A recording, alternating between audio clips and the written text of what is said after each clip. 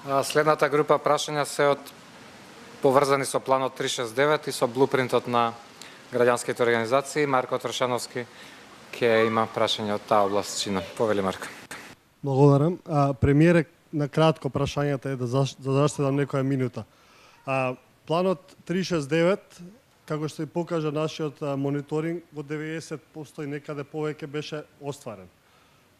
Она што како наводи ги добивме дека околу 50% од мерките предвидени во него суштински произлегоа од извештајот на Приве, блупринт документот и така натаму.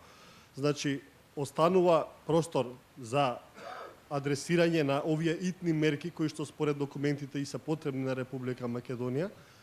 И од тука прашањето по оваа тема е што следи понатаму. Слушаме за план 18, што тој би содржал, кога ќе го видиме и дали и повторно ќе биде граѓанското општество консултирано по таа тема. Второто прашање се однесува на најдоброто сценарио во случај со добар исход во преговорите за името, односно отпочнувањето на преговорите за приклучување кон Европската унија. Тимот за преговарање, некаде през сметките се дека околу 800 лица би биле вклучени по преговори за различни поглавја на различни нивоа од систематизација. Сведоци сме дека одливот на квалитетни кадри од различни институции на сегменти на јавната администрација изминатиот период беше голем. Дел се врати, како што рековте вие, меѓутоа сепак проблемот на предизвикот на водење на преговорите е голем и бара висока експертиза. Во која мера и на каков начин, низ каков модел планирате да веќе го начнавте тоа да регрутирате знаење од граѓанското општество кое што би помогнало за овој процес да оди што поефикасно и побрзо. Благодарам.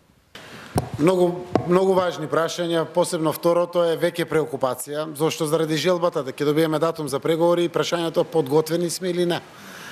И јас не знам да дам одговор дали сме подготвени или не. Ми кажуваат институциите имаат делумна подготвеност, ми викаат председателите граѓанските организации се сериозен капацитет.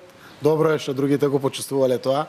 Веројатно ќе чекаме да видиме како се отварат поглавијата, но знаеме дека 23-24 се меѓу првите, за да можеме да бараме соодветен институционален капацитет од неинституционален граѓански капацитет од граѓанските организации согласно областите кои што им се мисии на самите граѓански организации за кои што имаат изграден капацитет. Почнав со одговорите на второто прашање. Не да сметаме, многу сметаме и верувам дека имаме доволно капацитет во граѓанските организации за да бидеме добро поставени заедно и ние со институциите да создадеме тимови кои што ќе ги совладуваат поглавијата колку што е можно побрзо и поуспешно. Од тоа зависи временскиот рок до полноправното членство. Сите сме свесни и не само тоа, со затварањето на поглавијата има и бенефиции за самата држава. И не е исто дали трошите 5 години за едно поглавје или за 3 години го затварат. Многу важно е тоа. Има сериозни импликации врз Македонија, буквално капацитетноста на ова работа. Значи да, сметаме целосно на граѓанските организации во градењето на тимовите.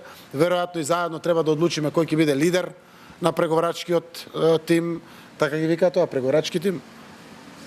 Да, за преговорите. Заедно треба да одлучиме и за тоа и заедно да ги структурираме преговарачките тимови по сите области на кои што треба да биде позиционирана Македонија. Планот 18 се уште е во консултативна фаза со ЕУ. И после продолжуваме на домашно ниво секако пак со граѓанските организации. И граѓанските организации, самите институции, тоа е логично следствен процес на втората фаза која што треба да продолжат и реформите. Веќе граѓанските организации се вклучени вака или онака во многу области. Не знам, блупринтот е составен дел од стратегијата за имплементација, односно од Советот за имплементација на стратегијата за реформи во правосудството, во Советот за јавната администрација и во многу други реформи кои што ќе следуваат во Македонија. Ние знаеме кои се целите што треба да ги постигнеме. И од прилика сме осогласени со очекувањата на ЕУ.